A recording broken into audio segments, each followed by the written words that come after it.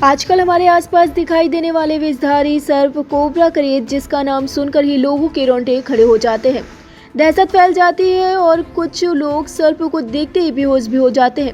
उन्हीं जहरीले सर्पों की सरलता से पहचान करने के साथ पीड़ित को सर्पदंश के बाद का सही उपचार प्रदान करने के उद्देश्य से संस्था ओशन द्वारा जागरूकता कार्यक्रम आयोजित किया गया, जिसमें मुख्य अतिथि की भूमिका में पधारे mission snake bite death free India के यूपी कोऑर्डिनेटर, वन्यजीव विशेषज्ञ, ब्रांड एम्बेसडर, नगर पालिका परिषद इटावा सर्पमित्र डॉक्टर आशीष त्रिपाठी ने अंतर्राष्ट्रीय सर्पदंश जागरूकता दिवस के अवसर पर स्कूल सेफ्टी एवं स्कूल डिजास्टर मैनेजमेंट प्रोग्राम के तहत स्कूल के कई सैकड़ा शिक्षक शिक्षिकाओं के समक्ष सर्पदंश से जुड़ी महत्वपूर्ण जानकारियां प्रोजेक्टर के माध्यम से साझा करते हुए बताया कि संपूर्ण भारत वर्ष में पाए जाने वाले विभिन्न प्रकार के वर्षों की प्रजातियों में से कुछ को ही छोड़कर सभी सर्प जहरीले नहीं होते हैं।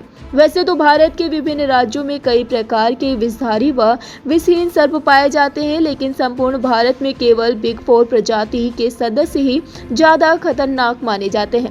अतः कभी भी किसी को भी कोई कोबरा करेत सर्प की बाइट दस्त भी हो जाए तो कृपया बिल्कुल भी घबराएं नहीं। बिना कोई समय गंवाए ही एक कपड़े से हल्का बंद लगा दें और अस्पताल ले जाएं। उसे यह पूरा भरोसा भी दिलाएं कि वह जल्द ही ठीक हो जाएगा। अक्सर यह देखा गया है कि सर्पदंश के बाद रोगी की घबराहट ज्यादा बढ़ने से रोगी की मृत्यु भी हो जाती है। ध्यान रहे, किसी भी झाड़ फूंक करने वाले, डाक बजाने वाले, तांत्रिक या बीन बजाने वाले सपेरे के पास बिल्कुल भी न जाए, न ही उसे किसी इलाज के लिए बुलाएं। कार्यक्रम में संस्था ओशन के district coordinator doctor Piyush Dixit ने सर्पदंश व सर्पों से जुड़े अंधविश्वासों पर विस्तार से प्रकाश डाला। इस अवसर पर डीपीएस की प्रिंसिपल श्रीमती भावना सिंह ने कहा कि अंतर्राष्ट्रीय सर्पदंश जागरूकता दिवस पर आयोजित आज का कार्यक्रम बेहद ही रोचक व ज्ञानवर्धन रहा।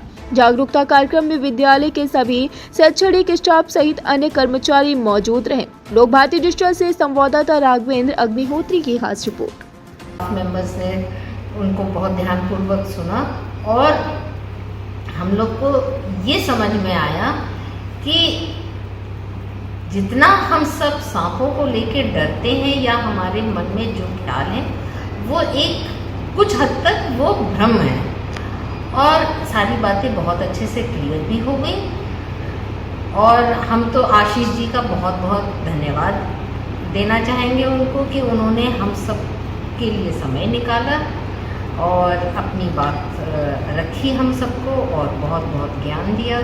बहुत आपका धन्यवाद आशीष जी। टीचर्स ने जो स्नेक बाइट मैनेजमेंट सीखा है, आपको क्या लगा कि इस तरह से लोगों की जान बचाई जा सकती है? अवेयर होकर बिल्कुल, क्यों नहीं। बहुत सारी चीज़ें हम लोग को पता चली कि सबसे पहले आपको हॉस्पिटल लेके जाना चाहिए और अन्य उपचारों से पहले 30 मिनट का ही समय होता है।